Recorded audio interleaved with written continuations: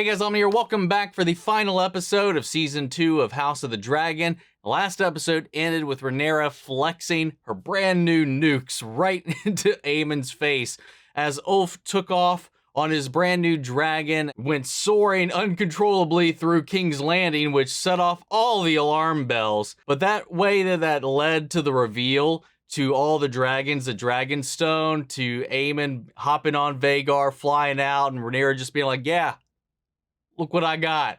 Look what I got. I'm excited to see what happens next now, what the reaction's gonna be, what the response is gonna be, and if that one guy's gonna get in trouble for not delivering any of this information. Anyway, that all said, let's get ready to jump into this. You want to see the full-length reaction, as always, you can check it out over on Patreon, or if you're on the channel, get you access as well. It is a watch-along format, so you will need your own footage to sync up the time codes from reacting to the entire episode. Over there, you get the same thing for all the other shows and movies we cover on the channel. You also get to suggest and vote on what movies to react to each month. We got monthly Q&As, behind-the-scenes footage, to try to make it worth your while should you are going out of your way to support the channel. But guys, at the end of the day, I really appreciate it. Enjoy this reaction. To least leave a like, drop a comment, subscribe if you're not already. Huge shout out to the team over at Prepper for helping me out. I've done these highlights for you guys here on YouTube. And with that all said out of the way, let's hop into episode 8. Here we go. I could not produce such a coin, even if I wanted to. Again, you plead poverty. It is hollow stuff from the mouth of a Lannister, whose very stables and sculleries are carved into a mountain of gold. Give us the stepstones, a smattering of rocks. Hardly a sacrifice to the lords of Westeros. We will impose a simple tax on those passing through. Recoup the losses we took fighting the Velaryon hordes. Extortion. You will drive up the price of basic goods. It is better than starving, surely. Damn. The Prince Regent may have me hanged for this. With the armada we send now, you can topple the Prince Regent and sit the Iron Throne yourself. That's quite the proposition. One more condition. That sigh. What sort of man are you? I am the master of ships at King's Landing. I will not sail with a man who cannot best me. At what? Oh god. That edit with the dragon growling, rumbling alongside that clip, that was good. Because it made it seem like that was coming from her. It's like, oh, you're about to find out, dragon roar, as she grins.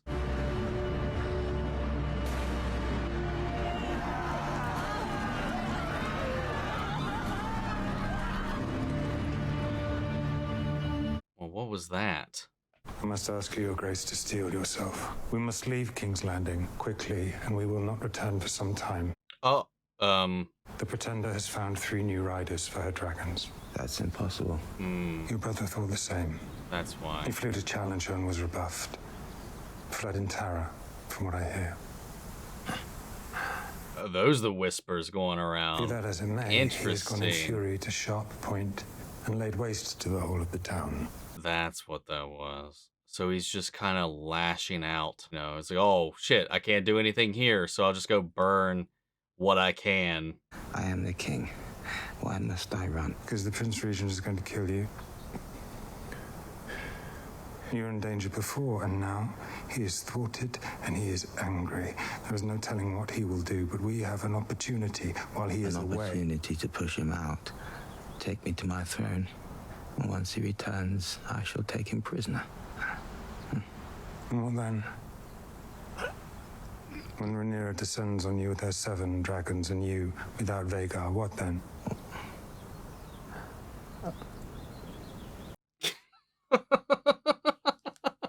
His options suck, man. He's not wrong. We can live well and remain until what is coming has passed. You want to take me to Essos to live with the goat fuckers? It's best to live, I think. Is it? My dragon is dead. I am burnt and disgusting and alone. You're not alone. My cock is destroyed. Did they tell you that? It burst in the flames like a sausage on a spit. Do not despair, Your Grace. There are better days ahead. Let your brother and the Pretender destroy themselves in blood and bitterness. When they are spent and their armies in tatters, we will return. Aegon the victorious, risen from the ashes. Aegon the peacemaker. It's a good story to sell. Aegon the Rebuilder. Aegon the realm's delight. I just immediately went, Afternoon Delight, in my head after hearing that.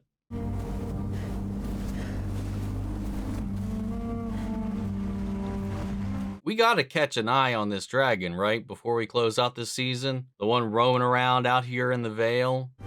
Yeah, and I will go, but surely they'd not deny me my pleasure after so long. I may never eat fish again. Uh-oh. Remove your feet from the table. I'd rather not. Ulf. It's not up to you. Ulf. Who's it up to then? He is the Prince, Ulf. Prince Jacaerys Velaryon. He's like, oh shit, sorry, my bad. Who'd have thought it? He lives here. I'll have an apology from you. Oh, the young prince! And look at that hair. As dark as they say. Let them tell us we don't have Targaryen blood, eh? Forgive him, my prince. He's not much use to the manners of court. Or any manners at all, I'd say. If you hinder our efforts through sloth or unreadiness, I will see you hanged and your body fed to the dogs in the street. I meant no disrespect, my prince.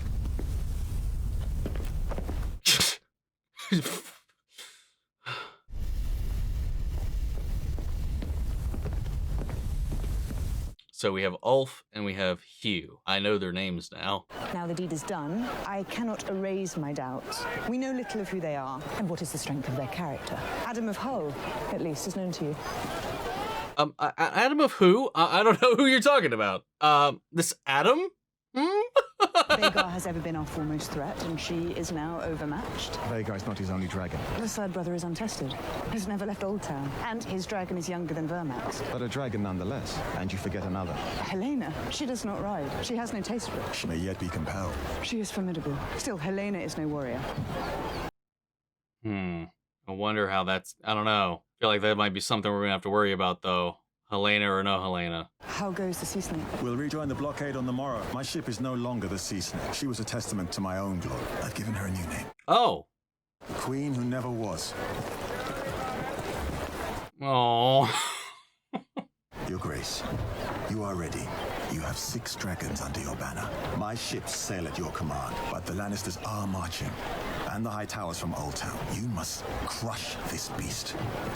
At its head, there is, of course, another player that is yet to be revealed. God. You've arrived just in time to see my new army, Groom. What do you think of it? It's very large. A man of many words. I pledge my banners to Rhaenyra, his heir. I will never serve the usurpers or the whelps of Old Town, but there are battles to be fought. And in times like this... Oh, he's hearing whispers now, too. Did you hear something? This place will have you barking at the moon. Bark at the moon. While you have mustered an army, Rhaenyra has faltered, turning aside from our judgment and taking a course I myself deem reckless. Rhaenyra will chart her own course, for good or ill. But you are a leader of men. Ooh, this guy. I never took you for a turncloak. Rhaenyra's intentions are good, but what we need in this moment is a king.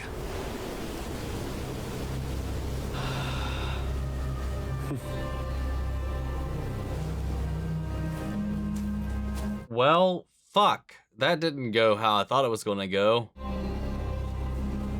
But I guess I shouldn't be all too surprised. Now, what are you gonna do? Let no vessel come or go from our harbor without our inspection. It's the people depend on them for sustenance. They will need no sustenance if they are slaughtered by the enemy. We must all make our sacrifices. What the fuck? I understand what he's saying, but that's such a, like, detrimental move to make. He's just, I mean, that guy clearly did not like that judgment call. And I gotta say, I agree. But his priorities are on victory, not really about the people, the realm, whatever. It's just win. I was just going to bed. The crown has need of your service.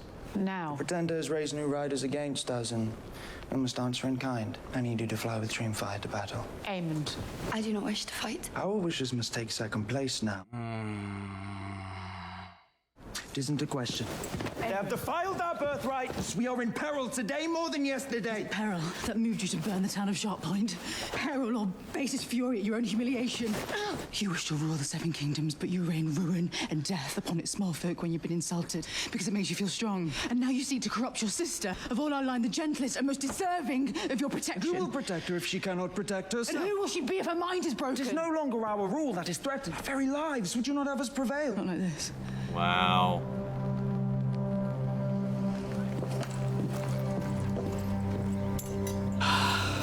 I am glad they stood up to him like that, or at least that she did in this moment, but I'm not sure what repercussions that's going to have. His whole family is opposed to him right now. He's just on his own, on an island, doing whatever the hell he pleases right now. And they're trying to get the hell out of here. And I mean, I don't think they're going to take Dreamfire with them. Are they going to put a new rider on the dragon? Or I don't know, man. Steward's son from Dawn.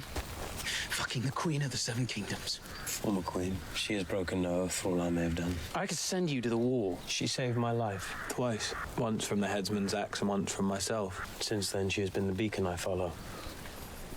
Damn, he, like, became a whole other person after that loss, man. Or rather, my philosophy was this. To protect the righteous and dispense justice on the rest. But now, you saw what I saw. The dragons dance, and men are like dust under their feet. And all our fine thoughts, all our endeavors are as nothing. We march now toward our annihilation. To die will be a kind of relief. God, man. This... Don't you think?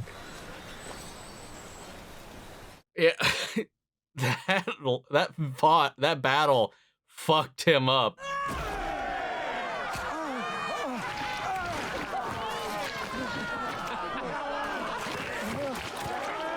Got some good old-fashioned mud wrestling.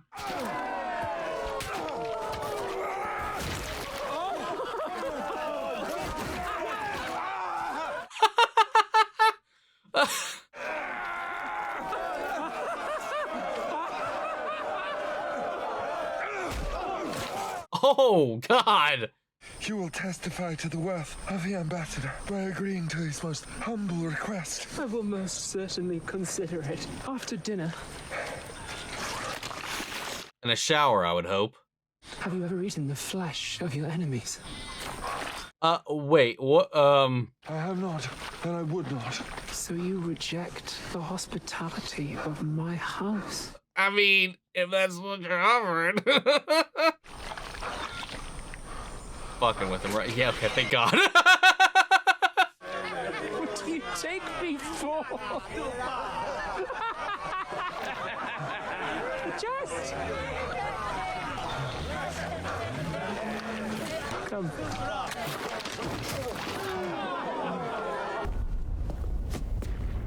It does not befit a prince to pout. I'm not pouting. I mean, you like, it's kind of what you do like 90% of the time. Do you believe that you are the first noble heir who was not sired by his noble father? Such is the way of the world, Jace, and in resenting it, you only diminish yourself. Easy enough to say. I've heard the whispers the whole of my life. Then prove to them that you are worthy. Get up and take your place by your mother's side. It's not being a little bitch.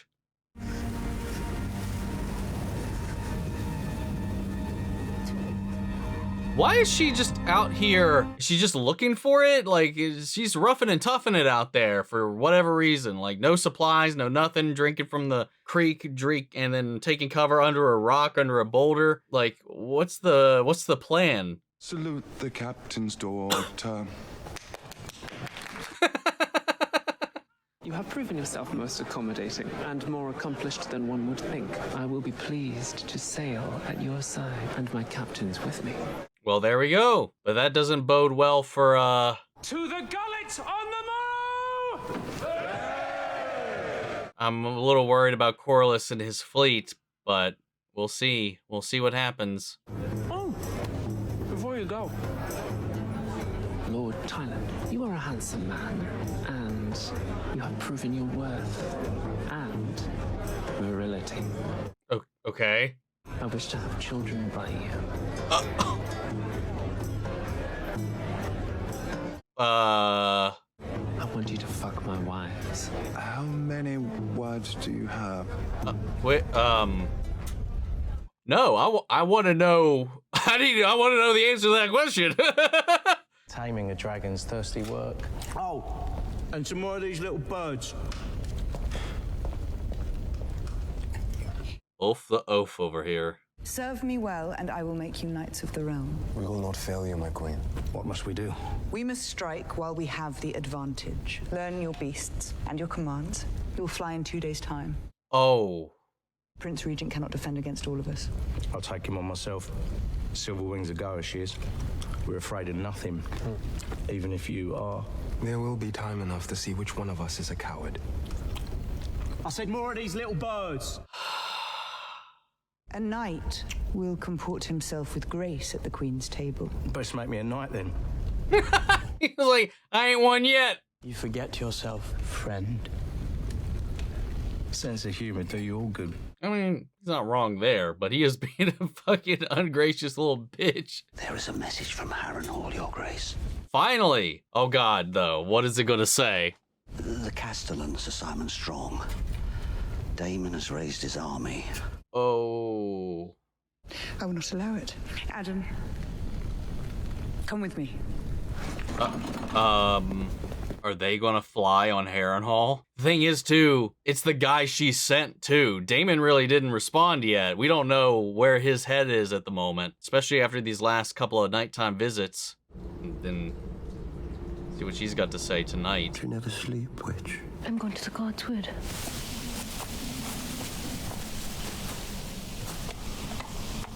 Oh, whoa, what was that? When you came here, you were a closed fist.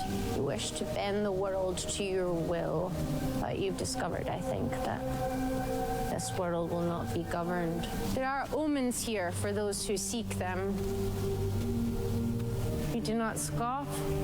I'm no longer inclined to. Damn, yeah, he's shifted since he's been here, man. Is that the same as he was when he arrived? All your life, you've sought to command your own fate.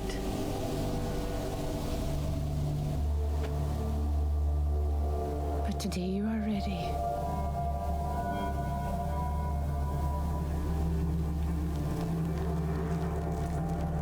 Oh.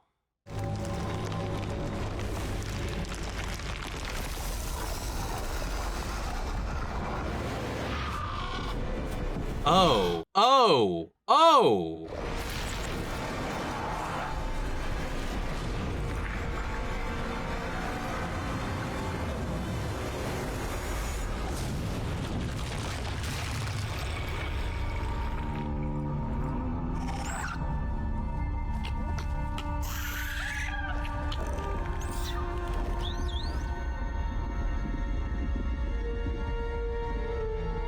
You got a crash course on Game of Thrones. It's all a story, and you're but one part in it. You know your part. You know what you must do. What the fuck? Come with me. To Harrenhal. Oh We no. will lay We're waste gonna... to Daemon and his army. Let our enemies see that we will answer outrage with outrage. And if I refuse, will you burn me as you did Aegon? That is a lie. I saw it. What you say is treason. Aegon will be king again. He's yet to see victory. He sits on a wooden throne, and you'll be dead. You were swallowed up in the god's eye, and you were never seen again. I could have you killed. It wouldn't change anything. He's still like, as much as, you know, we've talked about how he's, well, we'll come back to that thought assuming I remember. I don't know that she's going to join him at this point. It seems like that's not going to be the case, but if he does follow through and go to Harrenhal as well, we got 3 dragons at Harrenhal right now, ready to meet him. But I think I know how this is going to go. I have an idea. Welcome to Harrenhal, my queen. I did not think to see you here yourself. Message gave me much concern. Yes, I must admit I had reason to fear. But come see for yourself.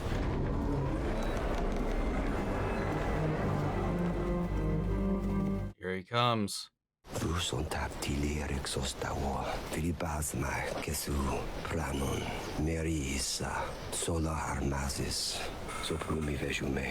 Ooh. Uina juragon costo tuta warundan, sesi Amerikiso, elo, belvilza. The realm's only hope is a leader who can unite it, and my brother chose you. There it is. Now this fucker asked me to betray you, by the way. Just want to let you know. Yep. This is what I was thinking. You are the true queen, Rhaenyra. I am meant to serve you, and all of these with me. Dude, he has had an experience here.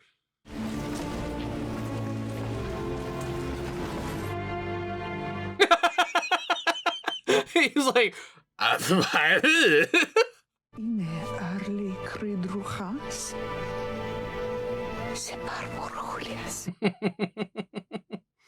Nuki koston dawor.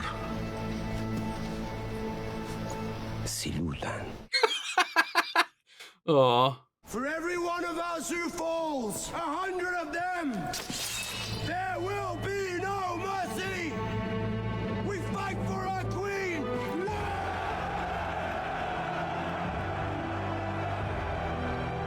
That guy's trying to get the fuck out of there.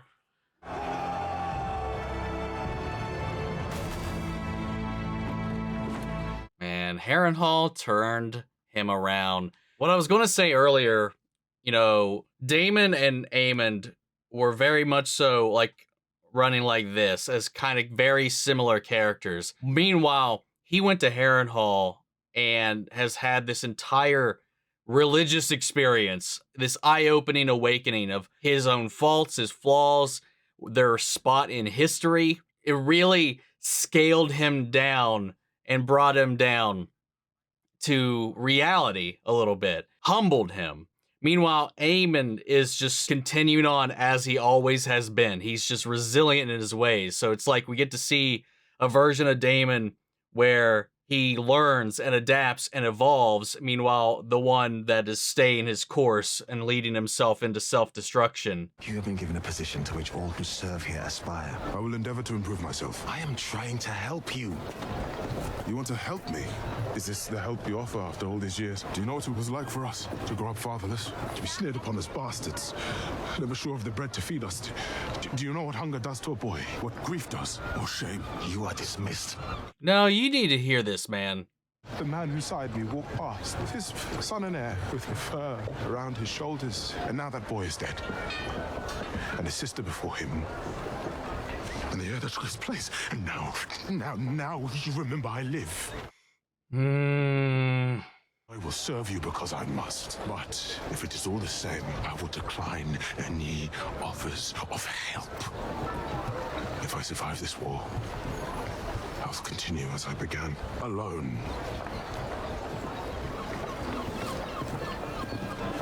God damn, that was a good scene. That guy, I saw an article and like an interview with him here recently talking about how like he's a fellow Kingdom Hearts fan and how he kind of revolves a lot of his decisions and all this kind of stuff around what he learned from it, and totally relate.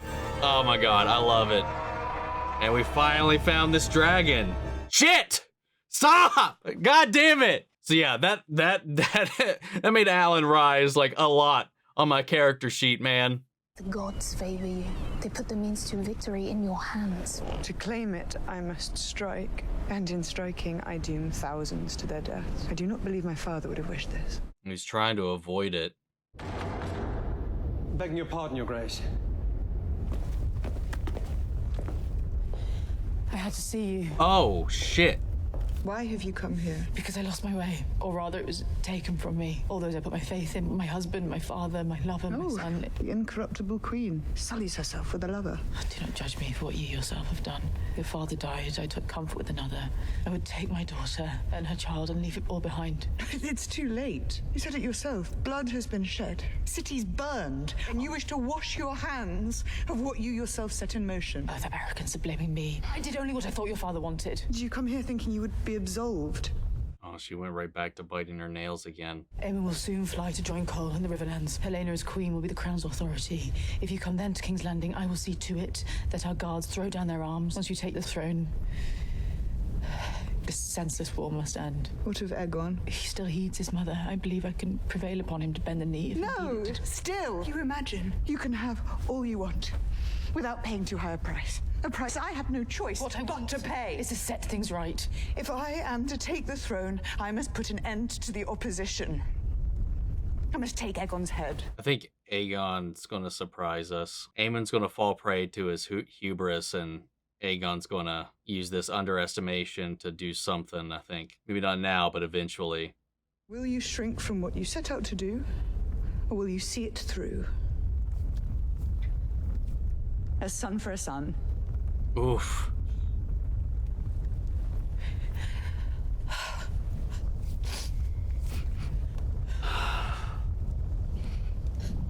Damn. History will paint you a villain, a cold queen, grasping for power and then defeated. Let them think what they must. I am at last myself. With no ambition greater than to walk where I please and to breathe the open air, to die unremarked and unnoticed, and be free. You speak as if from a distant dream. Come with me. My part is here, whether I will or no. It was decided for me long ago. Go.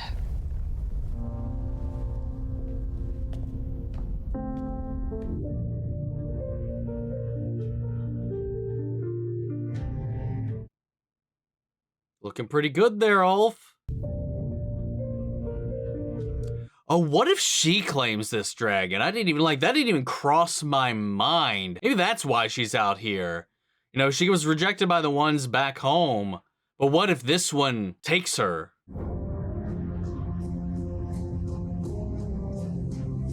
All our pieces are moving on the board. I still want to know how many people he had to fuck. Oh, that's a wicked looking little thing.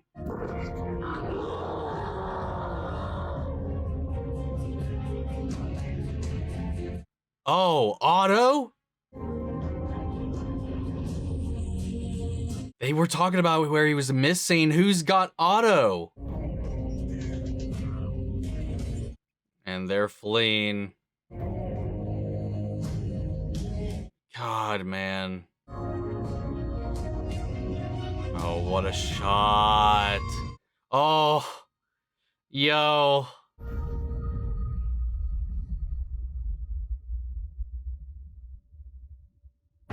There it is. God damn, man. What a close. It's really like this build up, this ramping up for the battle that is ahead. Like, this was like watching the pot boil over all season long as they were trying their best to keep the lid on this situation. You know, things got out of hand last season as things started to escalate, as things, you know, tensions started to rise, and, you know, people's machinations started to kind of reveal themselves. And then obviously what happened with the children and the dragons happened at the end, and then that just set in motion everything here, while everybody's just trying to old crab grasp at straws, just try to like hold this thing together. And then at the end of the day, by the end of it, they just had to like resign themselves to the fact that there is no stopping this. And it's just everybody just clamoring for power and trying to accumulate as much benefit or strength as possible, while also trying to not have to use it unless you're Aemond. Like, we get to see how all these characters are just wrestling with the responsibilities, these expectations, this compromise of self and this realization of self is what for some, like with Daemon, man, his entire storyline, while, he's just kind of been at Harrenhal, going through his little haunted house journey, he's become another person by the end of it. These hauntings, and with the help of Alice here, he was able to kind of actualize and visualize and understand where he is in the grand scheme of things. He got to see and hear the things that Viserys was trying to prepare the realm for. Not through him directly, but he was like, okay, shit, this is what is to come. And he got like a speed run YouTube recap of what is to come in the future in the era of Game of Thrones, like what this is all about the winter that is coming, about Daenerys's rise, the return of the dragons, and then this threat from the north, like what is really truly it's at stake. And now he understands why Rhaenyra was chosen. He understands why Viserys did what he did, and he understands that despite all of his bravado, all of his self-importance, his clamoring for power, his jealousy, all these things that have kind of defined him up until this point are just cogs in this giant machine. Like, he is just a piece of the puzzle. He realizes the whole of history, and that no matter what he is striving for, he's just a little ant, a little speck in the tapestry of the world, and it really humbled him and brought him down. His ambitions were always so much larger than himself. His story was something that he was just so attached to more than what was going on, and now he's kind of been brought back down through this experience here. This place has just chipped away at him, chipped away at him, chipped away at him, until all that was left was just Daemon. And then you had this guy, I don't remember his name, I should have, but the guy that she sent to treat with him to find out the status of Daemon and all this thing, him turning out to be the traitor was a nice little twist. And then the fact that because of all of this, he was banking on swaying Daemon against Rhaenyra. He's like, hey, I've been butting heads with her this entire time. She means well, sure. What we need is somebody ruthless like Daemon. And then to come here and be met with this version of Daemon who has gone through all of this and had this journey, it was kind of fun to watch. And meanwhile, Castellan Strong, of course, saw what he saw and has seen everything up until this point, was like, oh shit, I think some shady stuff's happening, called Rhaenyra down here. And then everybody is just surprised to what happened with Daemon. And I love that Alice took him on this journey. She's such a fascinating character. I'm not sure if we're going to dive more deeply into her, but I love the role that she played here. This like spiritual guide. She like almost had this like Yoda like role in his life since he arrived here and encountered her the entire way. And now he's sworn himself undoubtedly to Rhaenyra. Everything that he's been striving for, everything that he's been fighting for up until this point has been pointless, petty even, in the grand scale of the universe. And like when he was talking to her, he's like, hey, you're starting to sound like father. And he's like, well, yeah. I had a little visitation with him earlier, and then they've united, so that doubt is gone. And then that one dude just kind of was like, oh shit, once he saw Daemon kneel to her, he just started like shuffling away through the crowd. So I thought in the moment, like, he was going to be like, hey, this guy tried to like betray you, I just want to let you know. And I thought he was going to offer him up, like that was going to be like his proof of alliance, turn over this traitor to her or out him for being this person who was like pursuing treason. But no, it didn't go that route. The guy just fled like the little bitch that he is. Meanwhile, back on Dragonstone, obviously we got Ulf, we got Adam, we got Hugh, all now being accepted in as dragon riders, and them all kind of wrestling with this in different ways. Most notably, Ulf, Hugh, and Adam both carry themselves with respect, with honor, and all this kind of stuff. But then you just have Ulf, who has just been this tavern urchin for so long, and he's just such the black sheep in the group, and he's just pushing these boundaries. This isn't the world that he lived in at all.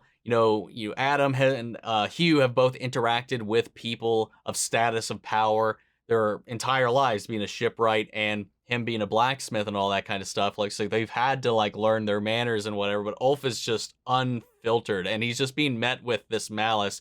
Obviously, because they're coming in here as the first of this kind that has never been seen before, and because of their status and everything with Jace and everything, they're being like scrutinized at every step of the way. It's just fun to see how that's all transpiring. Then this whole roundup at the end with them gearing up, prepping for battle, as they're finally going to be joining the fray, as inexperienced as they are. Like, they're given 2 days of instructions is what we've learned right now before they hit the battlefield, which is insane to me. On top of that, you've got Aemond, who is just full steam ahead. You know, I talked about in the reaction, like the parallels between Daemon and Aemond, and then the divergences in those parallels, how those parallels have ceased. You know, Daemon has found another path and veered off of it. Meanwhile, Aemond is still full steam ahead, unchanged. He's still rooted in who he is right now. He's not reflecting. He's not taking counsel. He's not looking inward. And he's just going to go off. And like Helena said, he's going to fly off and never be seen again. He's going to meet his end and be forgotten to history and all this kind of stuff. They were, like us talked, they were neck and neck. They were like copies of the same person for so long. And then you had that moment with Daemon in Harrenhal following that specter through the halls who looked to be Aemond. And then when he turned around, it was just him with the eye patch in Aemond's clothes. And that just shows that how interconnected these characters are and how they are meant to be these mirrors and these echoes of different possibilities. If he never changed his ways versus the one we now see here, who has gone on this experience and evolved and is seeing another course. Aemond is just pushing away his entire family. Helena's not having any of his shit. Alicent's not having any of his shit. Larys is convinced Aegon to peace out, let this whole thing play out, let him regain his strength, and when the time is right, return and take over what is left. So with this whole plan that Alicent has laid before Rhaenyra here as well, a lot of that hinges on Aegon being taken out as part of it. You know, she's got to remove her competition, any challenge to her reign, and that involves taking him and removing him from the table. But he's not going to be there, so that could all go according to plan, but he's still going to be out there somewhere. Alicent's removing herself from the equation, or it seems she's trying to, and I just feel like there's going to be a point in time where Rhaenyra is probably also going to be removed from the table. You know, she's going to go in here accepting this play, you know, invited into King's Landing. She's going to take over, and then something's probably going to happen. And then it's just going to be even more chaos, because now it'll just be left up to nothing but the children. That's kind of what I think is going to happen. That's kind of what I foresee with just the little breadcrumbs that we've had so far, because there's a lot of this focus on what they're going to do, you know, with Jace, with these other bastards, what's going to come out of that. And then, I don't know, because obviously there becomes this point where the Song of Ice and Fire just gets lost to time as well. You know, until it's rediscovered when we, you know, meet our characters in Game of Thrones many, many, many, many years later. And in that final shot with Alicent in the library, off in the distance, you just see like what is in the foreground is the rack, is the scrolls. And in that empty one that had no scroll in it, you just see her down in the bottom. This one little note in this grand tapestry of history. All these scrolls detailing all these different things throughout time and the history of Westeros, and hers is just this little piece. The world existed before you. The world will exist after you. You're just this one little thread in this tapestry. I don't know. It's what this whole episode was really kind of about, is that aspect, coming to terms with that aspect. You know, even in Cole's scene, you know, that was his realization. After that, the fallout with Rhaenys and Aegon and Aemond and all that, and all those lost lives to the Dragonfire, that humbled the absolute shit out of him. Like, he just realized, like, I thought I knew battle. I knew battle between men. I knew battle between swords. This is something else. Like, it just completely changed his entire outlook. Really took the wind out of his sails. We talked about it in a previous episode, and here, just him talking about it openly like this, and just be like, hey, putting it out on the table. I've heard the whispers, you guys know. He's like, I'm not even going to deny anything at this point. You know, I'm just a guy. This is just the world we live in. At the end of the day, look at what we're fighting. We're just dust. We're just ash on the ground as these dragons dance. Like, he's just had his entire worldview completely destroyed, and he's become down to this realization that they just don't matter. And it's just really sucked the energy out of himself. Like with Daemon, he's had this transformation this season. A lot of our characters have. But primarily those two, I think, have gone through like some of the biggest transformations. It's going to be interesting to see where they kind of go in the subsequent seasons and what happens next, and he's got to go out and meet in battle. That's what's expected. And it's just going to be more death, more chaos, and like talking about how they're just fodder in the grand scheme of things, and to be tossed into this. And it's really just the dragons own this world. The dragons kind of just represent nature in and of itself. They've had many riders over the years, and again, it just echoes that idea of that temporariness of the here and the now of history. And I think the dragons kind of represent that a little bit, and that respect of nature, which kind of gets lost from the world for a long time. Or I don't know. There's a lot of different ways you can read into it. There's a lot of different symbolic avenues you could probably take that down. But then you have this whole thing with Corlys entering, going back out onto the sea, rebuilding his ship, renaming it in honor of Rhaenys, but still struggling on how to deal with his sons that are now just so intimately interwoven with this. One now a dragon rider for the queen, and then one now his second in command on his own ship. And they just have this like very tense relationship with him. Adam wants so much to be acknowledged, while Alan wants just nothing to do with him. As much as he will abide by his orders, his commands, as far as they go as those things, as far as it goes as a father reaching out, he doesn't want nothing to do with that. He doesn't want any handouts. He doesn't want any help. As long as it is just between duty and obligation, that's where he's fine. But once it starts to creep beyond that, that's just where it's like, hey, I made my life without you. I don't need a handout. I haven't needed you up to this point. I don't need you any further. So I'm really interested in what's going to happen with Corlys, because I wonder if it would change some opinions at least. I want to know like how that would shift things if he was forthright about who these people were. Ulf and Hugh are kind of disconnected from the family a little bit. I wonder if like Adam might get a little bit of a different kind of welcome if they knew that he was one of Corlys's children. I just wonder how that would play out, or if that would shift. Or would you want him to earn that on his own right rather than have that name attached to it as well? Kind of going back to what Alan was saying. I'm really interested in where their whole story is actually going to go. Corlys has been a really weird spot this season too. Rhaenys was trying to get him to make a decision. He was very much so on the fence. He was just kind of floating and listing through life after everything that happened in season 1. And it wasn't really until it really wasn't until her death that he started to kind of make some changes. And then you have, I forget her name, the one that went off to the Vale, running off, tracking down this rogue dragon. And we end with her finding it and being face to face with it. And I'm willing to bet she's probably going to claim that dragon. She failed with the other ones previously, and everybody keeps writing her off. She failed at that one. Why even let her have another go at it? It's kind of been where everybody's head's been at, and she's been striving and hoping for more. And then she sees this chance. I think that's what she's going, because we haven't really lingered on her headspace too much here. But she just left the castle, went off to find this thing, and she found it.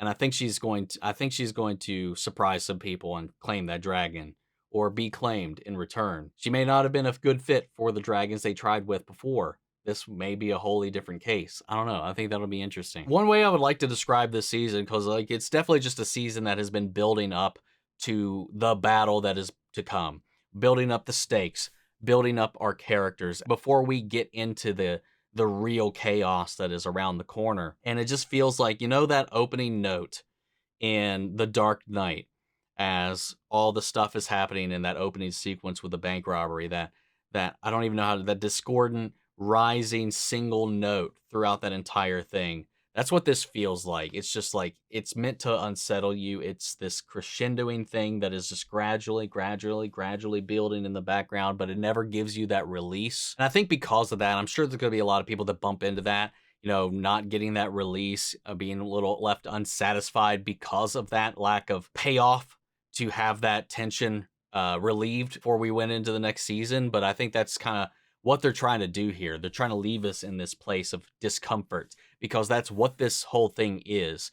It's this build up to this thing that is inevitable, that everybody's been trying to avoid, that is going to be just nothing but death, pain, and destruction. And I think that that's going to be reflected in the viewing experience as well, because you just know that this is not stopped. There's no end point. It's just going to keep going into season 3. It's just until this war is done and over, it's just going to be more of that.